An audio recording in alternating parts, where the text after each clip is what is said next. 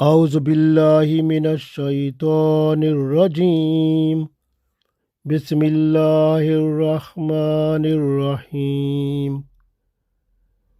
ودوا لو تکفرون کما کفروا فتکونون سواء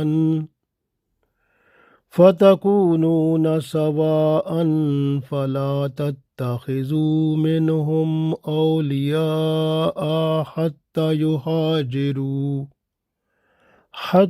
يهاجروا في سبيل الله فإن تولوا فخذوهم واقتلوهم حيث وجدتموهم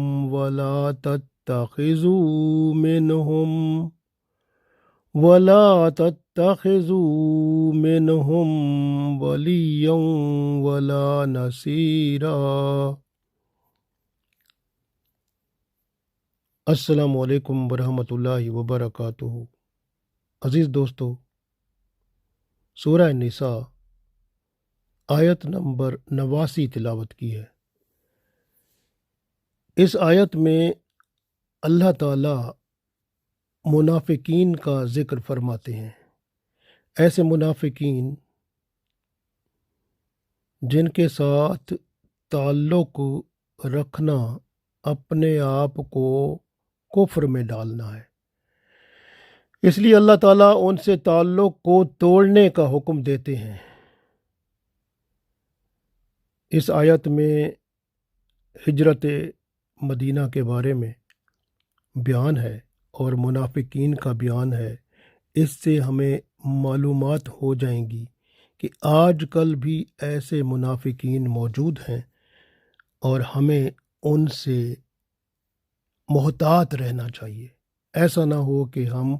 ان کی صحبت میں اپنا ایمان بھی ضائع کر بیٹھیں اور گمراہی ہو جائے اور پھر نفاق کفر تک لے جائے۔ اپنے آپ کو بچانا ہے۔ پڑھتے ہیں اس آیت میں اللہ تعالیٰ ارشاد فرماتا ہے، ودو، وہ چاہتے ہیں، لو تکفرون، کہ آپ کو بھی کافر بنا دیں، یعنی آپ بھی کافر ہو جاؤ۔ ودو لو تکفرون، وہ چاہتے ہیں کہ آپ بھی ویسے ہی کافر ہو جاؤ، کما کافروا، جیسے وہ کافر ہو گئے ہیں، فتکونون سواء، تاکہ برابر ہو جائیں، یعنی وہ بھی کافر آپ بھی کافر ہو جائیں، برابر ہو جائیں۔ فلا تتخذوا، اللہ فرماتے ہیں پس نہ کرو، منہم، ان سے، اولیاء، دوستی، یعنی ان کو اپنا ولی نہ بناؤ، دوست نہ بناؤ۔ تو اللہ فرماتے ہیں کہ ان سے کسی طرح سے بھی دوستی نہ کرو، حتیٰ یہاجروا، حتیٰ کہ وہ ہجرت کر کے، فی سبیل اللہ، اللہ کی راہ میں، حتیٰ کہ وہ اللہ کی راہ میں ہجرت کر کے نہ آ جائیں، یعنی آپ ان سے دوستی نہ کرو۔ ہاں، اگر وہ ہجرت کر کے اللہ کی راہ میں مدینہ شریف آ جائیں تو پھر ٹھیک ہے، پھر ان سے دوستی کرو، تعلق بناؤ۔ لیکن اگر وہ ہجرت کر کے مدینہ شریف نہیں آتے تو پھر ان سے آپ تعلق ہی نہ کرو، دوستی نہ کرو۔ فَإِن تَوَلَّوْا، اگر وہ منہ پھیر لیں، یعنی وہ اگر ہجرت نہ کریں، تو پھر اللہ فرماتے ہیں فَخُذُوهُمْ، تو پھر انہیں پکڑو، وَاقْتُلُوهُمْ، اور انہیں قتل کرو، حیث، جہاں کہیں، وجدتموہم، جہاں کہیں انہیں پاؤ، ولا تتخذوا،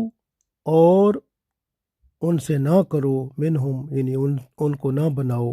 ولیًا، یعنی اپنا ولی، اپنا دوست نہ بناؤ، ولا نصیرا، اور نہ ہی انہیں اپنا مددگار بناؤ،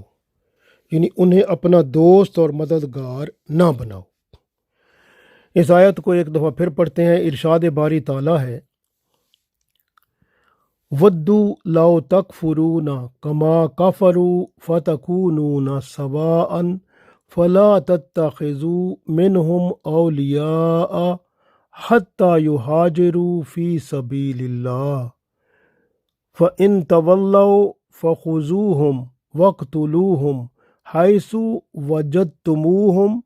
ولا تتخذوا منهم وليا ولا نصيرا۔ ارشاد باری تعالیٰ ہے، وہ چاہتے ہیں کہ آپ بھی ویسے ہی کافر ہو جاؤ جیسے وہ کافر ہو گئے ہیں، تاکہ آپ ان کے برابر ہو جائیں،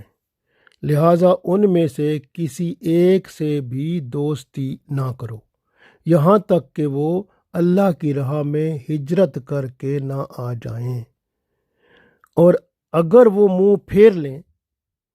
تو انہیں پکڑو اور انہیں قتل کر دو جہاں بھی انہیں پاؤ، اور ان میں سے کسی ایک کو بھی اپنا دوست یا مددگار نہ بناؤ۔ تو یہ اللہ تعالیٰ نے ارشاد فرما دیا۔ ہم نے پچھلی آیت میں پڑھا تھا کہ جب رسول اللہ صلی اللہ علیہ وسلم مکہ شریف سے ہجرت کر کے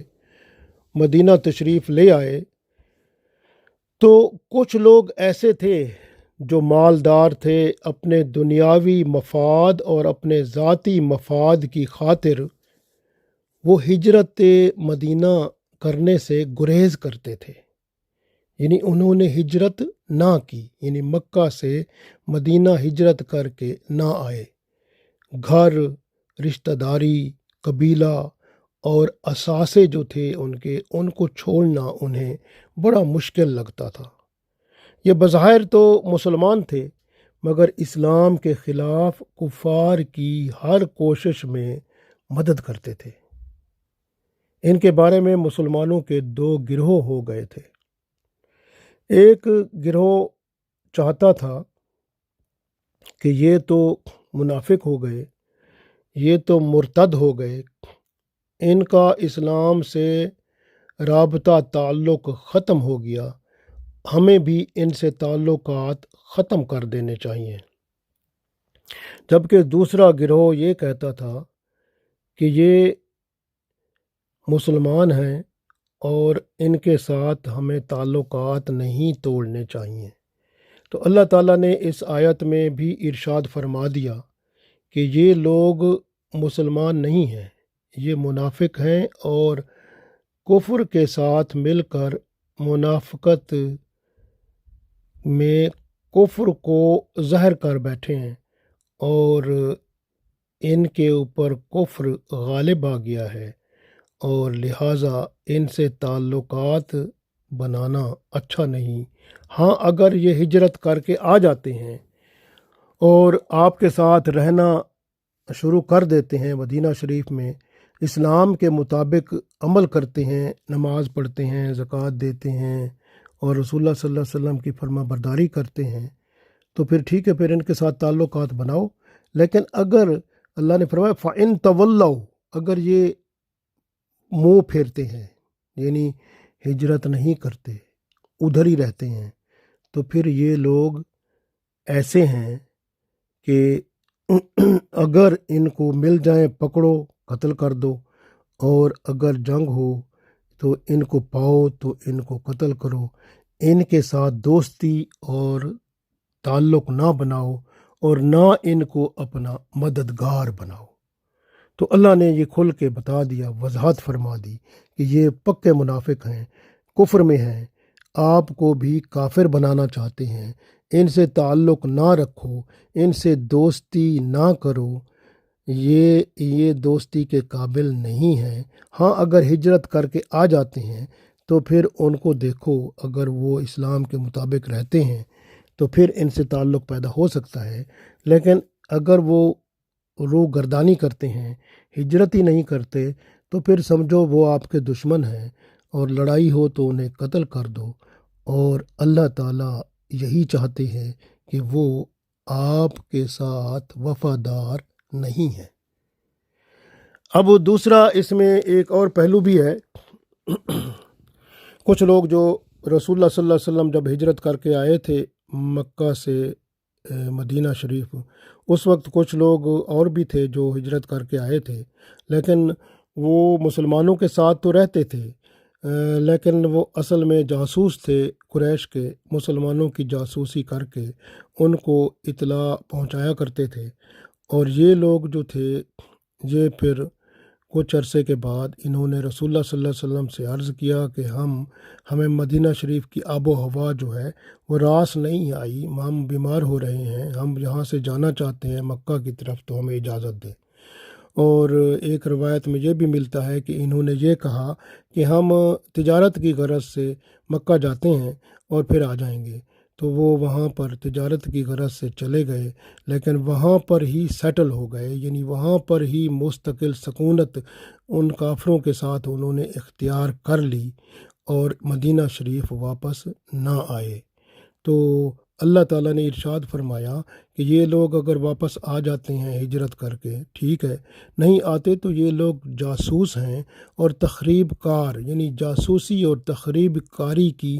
غرض سے یہ لوگ آئے تھے، یہ کافر ہیں، اور جب کہ وہ کافروں کے ساتھ مل کر ہی رہ رہے ہیں، اگر وہ ملیں تو ان کو قید کرو، ضروری ہو تو انہیں قتل کرو، تو یہ لوگ آپ کے وفادار نہیں ہیں، ہرگز ان کے ساتھ دوستی تعلق نہ بناؤ، یہ دار الحرب میں کافر بنے رہیں، ان کو وہیں رہنے دو۔ تو یہ اللہ تعالیٰ نے ارشاد فرمایا۔ غور کریں کہ اسلام ایسا خوبصورت دین ہے جو یہود و نصارہ سے تو چند شرائط کے ساتھ صلح کی اجازت دیتا ہے، مگر منافقین کے ساتھ صلح کی اجازت نہیں دیتا۔ رسول اللہ صلی اللہ علیہ وآلہ وسلم منافقین مدینہ کو بھی جانتے تھے، مگر ان کے قتل کا حکم نہیں دیتے تھے۔ وجہ کیونکہ آپ صلی اللہ علیہ وسلم سمجھتے تھے کہ ایسا نہ ہو کہ کچھ لوگ فائدہ اٹھاتے ہوئے اپنی ذاتی دشمنیوں کو منافق کہہ کر کسی کو قتل نہ کرا دے، تو اس لیے احتیاط فرماتے تھے۔ غور کریں، آج کل کے معاشرے میں بھی کچھ لوگ ایسے ہوتے ہیں جو اسلام قبول کر کے کفر و شرک سے بھرے رہتے ہیں، یہ بدترین منافق ہوتے ہیں، کافروں کو یہ اطلاع پہنچاتے ہیں، جاسوسی کرتے ہیں اور اس کے بدلے میں پیسے لیتے ہیں۔ اسلام سے ان کا تعلق نہیں ہوتا، یہ صرف وقت پورا کرتے ہیں اور دنیا اپنی کو بہتر بنانے کی کوشش کرتے ہیں، آخرت کا ان کے ساتھ کوئی تعلق ہوتا ہی نہیں ہے۔ یہ اپنے آپ کو مسلمان ظاہر کرتے ہیں اور اس طرح سے مسلمانوں میں گھس کر ان کی اندرونی جو معلومات ہیں وہ لے کر وہ کافروں تک پہنچاتے ہیں۔ تو ایسے لوگ بھی جو ہیں وہ اس قابل ہیں کہ ان کے ساتھ نہ تعلق رکھا جائے اور نہ ہی ان کو مددگار بنایا جائے، نہ ان سے دوستی رکھی جائے۔ تو یہ بھی اسی طرح کے لوگ ہیں۔ یہ جس طرح آپ یوں سمجھیں کہ ایک سیب ہوتا ہے نا، وہ گلا سڑا ہوا ہو تو اس کے ساتھ 2-4 اچھے سیب رکھ دیں تو 2-4 دن بعد دیکھیں تو وہ بھی گل سڑ جائیں گے۔ صحبت کا اثر ہوتا ہے، اس لیے منافقوں کے صحبت میں جو رہتا ہے وہ بھی منافق ہو جاتا ہے، اس لیے اپنی صحبت کو بہتر بنائیں، یہ بہتر ہے۔ اور اسی طرح آپ دیکھیں کچھ لوگ جو مشرکین کے ساتھ رہتے ہیں، جہاں پر بالکل مشرک لوگ رہتے ہیں، اور وہاں جا کر کوئی رہے اور کہے کہ میں مسلمان ہوں، تو وہ اسلام اس کا خطرے میں ہے، کیونکہ وہ مشرکین ایسے ہوتے ہیں جہاں وہ اسلام کے جو ضروریات ہیں، فرائض ہیں، واجبات ہیں، پورا کرنے کا اس کو موقع ہی نہیں ملتا، اور ویسے بھی وہ کفر کے ساتھ جو مل کر کافر ہو جاتے ہیں پھر ان کی مدد کرتے ہیں۔ تو ایسے لوگوں کے لیے رسول اللہ صلی اللہ علیہ وسلم نے فرمایا کہ میں ہر اس مسلمان سے بری و ذمہ ہوں جو مشرکین کے درمیان میں قیام پذیر ہوتا ہے۔ تو اس لیے یاد رکھیں کہ ہمیشہ آج کل بھی بہت سارے ایسے لوگ ہیں جو منافقین ہیں، اور منافقین جو ہیں وہ ایسے ہیں جو اسلام میں دراڑیں ڈالتے ہیں، ایک دوسرے کے خلاف لڑاتے ہیں۔ رسول اللہ صلی اللہ علیہ وسلم فرماتے ہیں، صحیح مسلم میں حدیث ہے، ابو ہریرہ رضی اللہ تعالیٰ عنہ روایت کرتے ہیں کہ میری امت کے آخر میں کچھ لوگ ایسے ظاہر ہوں گے جو تمہارے سامنے ایسی حدیثیں بیان کریں گے جن کو نہ تم نے کبھی سنا ہوگا، نہ تمہارے باپ دادا نے کبھی سنا ہوگا، تم ان سے دور رہنا، وہ تم سے دور رہیں، ایسا بنانا، یعنی یہ لوگ ورنہ یہ آپ کو گمراہ کر دیں گے۔ دوسری حدیث اسی طرح کی صحیح مسلم میں بھی ہے، اور جس میں ابو ہریرہ رضی اللہ تعالیٰ عنہ روایت کرتے ہیں کہ آپ صلی اللہ علیہ وسلم نے فرمایا، آخر زمانہ میں دجال اور کذاب ہوں گے جو تمہارے پاس ایسی حدیثیں لائیں گے جن کو تم نے سنا ہوگا نہ تمہارے باپ دادا نے سنا ہوگا۔ ان لوگوں سے دور رہنا، وہ تم سے دور رہیں، کہیں وہ تم کو گمراہ نہ کر دیں اور تمہیں فتنہ میں نہ ڈال دیں، تو بچ کے رہنا ہے۔ حضرت عمر بن خطاب رضی اللہ تعالیٰ عنہ، یہ ایک حدیث ہے جو کہ ابو داؤد میں ہے، یہ روایت حضرت عمر بن خطاب رضی اللہ تعالیٰ عنہ سے ہے کہ آپ صلی اللہ علیہ وسلم فرماتے ہیں جو منکرین تقدیر ہے اس کے ساتھ مت بیٹھو۔ ابو داؤد میں یہ موجود ہے، جو تقدیر کا انکار کرنے والے ہیں ان کے ساتھ بھی مت بیٹھو، کیونکہ وہ بھی آپ کو تقدیر کا منکر بنا دیں گے، اور ہم تو تقدیر کے ماننے والے ہیں۔ ہم پڑھتے ہیں نا، آمنت باللہ و ملائکتہ و کتبہ و رسلہ والیوم الآخر والقدر خیرہ و شرہ من اللہ تعالیٰ والبعث بعد الموت۔ ہم کہتے ہیں نا والقدر خیرہ، یعنی ہم تقدیر پر ایمان لاتے ہیں، جیسی بھی ہے وہ اللہ کی طرف سے ہے۔ تو ہم یہ جو لوگ جو تقدیر کے منکر ہوتے ہیں وہ آپ کو بھی تقدیر کا منکر بنا دیں گے، تو اس طرح آپ کے ایمان میں دراڑ پیدا کر دیں گے۔ ان سے بھی دور رہنا ہے۔ تو اسی طرح سے یاد رکھیں کہ ہجرت بہت اہم ہے۔ رسول اللہ صلی اللہ علیہ وسلم نے بھی جو ہجرت کی تھی مکہ سے مدینہ کی طرف، اس وقت مسلمانوں پر ہجرت فرض تھی، سب کو حکم تھا کہ ہجرت کر کے آئیں، اور جو ہجرت نہ کرے گا وہ منافق ہوگا۔ تو اس وقت بہت سارے ایسے لوگ تھے جو کہ مالدار بھی تھے، ذاتی مفاد اور دنیاوی مفاد کے لیے وہ وہاں رک گئے تھے، ہجرت نہیں کی انہوں نے۔ تو وہ تو پھر انہوں نے جب کافروں کا پروگرام ہوتا تھا مسلمانوں کے خلاف، تو وہ اس میں وہ پوری مدد کرتے تھے ہر کاروائی میں، تو مالی طور پر بھی اور طرح سے۔ تو اس طرح وہ لوگ تھے، وہ اللہ تعالیٰ نے ایسے لوگوں کو فرما دیا کہ یہ لوگ جو ہیں نا یہ منافق ہیں، اور منافق جو کفر میں ان کے کافروں کی مدد کر کے اپنے کفر کو زہر کر چکے ہیں، تو اس لیے یہ ہجرت کر کے آ جائیں تو ٹھیک ہے، نہیں کرتے تو پھر سمجھو یہ پکے منافق ہیں، یہ کافر ہیں، وہیں رہیں، ان کے ساتھ آپ نہ تعلق رکھو، بلکہ لڑائی میں جب کبھی سامنے آئیں تو پکڑ کر ان کو قتل کر دو۔ اس طرح کا اللہ کا حکم آیا۔ آپ غور کریں کہ رسول اللہ صلی اللہ علیہ وسلم بھی فرماتے ہیں، ایک حدیث ہے ابو داؤد میں، مسند احمد میں بھی ہے، آپ صلی اللہ علیہ وسلم فرماتے ہیں کہ ہجرت اس وقت تک منقطع نہ ہوگی جب تک توبہ منقطع نہ ہو، اور توبہ اس وقت تک منقطع نہیں ہوگی جب تک سورج مغرب سے طلوع نہ ہو۔ تو گویا ہجرت جو ہے وہ قائم و دائم رہے گی۔ اس میں فرماتے ہیں کہ ہجرت جو رسول اللہ صلی اللہ علیہ وسلم نے فرمائی، اس طرح کی ایک اور ہجرت ہے جو کہ بندہ جب گناہوں کو چھوڑتا ہے تو وہ اچھائیوں کی طرف آتا ہے، اپنا لائف سٹائل جو ہے وہ تبدیل کرتا ہے، تو یہ بھی ایک ہجرت کرتا ہے۔ حضرت عبداللہ بن عمر رضی اللہ تعالیٰ عنہ روایت کرتے ہیں کہ رسول اللہ صلی اللہ علیہ وسلم نے فرمایا، مہاجر وہ ہے جس نے اللہ کے منع کیے ہوئے کاموں سے ہجرت کی، یعنی اللہ کے منع کیے ہوئے کاموں سے وہ علیحدہ ہو گیا، جو اللہ نے منع کیے کام اس کی طرف نہ گیا، بلکہ جو اللہ کا حکم تھا اس کی طرف وہ آ گیا۔ اسی طرح آپ دیکھیں کہ عبداللہ بن حبشی خشعمی رضی اللہ تعالیٰ عنہ سے روایت ہے کہ آپ صلی اللہ علیہ وسلم نے فرمایا، جس نے اللہ کے حرام کیے ہوئے کاموں سے ہجرت کر لی تو اس نے ہجرت کر لی۔ نسائی اور ابو داؤد میں یہ حدیث موجود ہے، یعنی جن کاموں کو اللہ نے حرام کیا اس کو بندہ نہ کرے تو یہ اس کی ہجرت ہے۔ اسی طرح ایک اور حدیث ہے جو کہ مسند احمد میں موجود ہے، رسول اللہ صلی اللہ علیہ وسلم فرماتے ہیں کہ ہجرت یہ ہے کہ تم بے حیائی کے کاموں کو چھوڑ دو، خواہ وہ ظاہر ہوں یا چھپے ہوئے ہوں، نماز قائم کرو، زکوٰۃ دو، تو یہ بھی ہجرت ہوتی ہے۔ تو اس لیے آج بھی ہجرت قائم ہے، لیکن اس طرح سے آپ بھی آج اپنے آپ کو تبدیل کریں، اپنا لائف سٹائل تبدیل کریں۔ یہ آپ گناہوں کے کاموں سے ہجرت کر کے نیک کاموں کی طرف آ جائیں تو آپ بھی ہجرت کا ثواب پائیں اور دنیا اور آخرت کو بہتر بنا لیں۔ اللہ تعالی ہمیں توفیق دے، آمین۔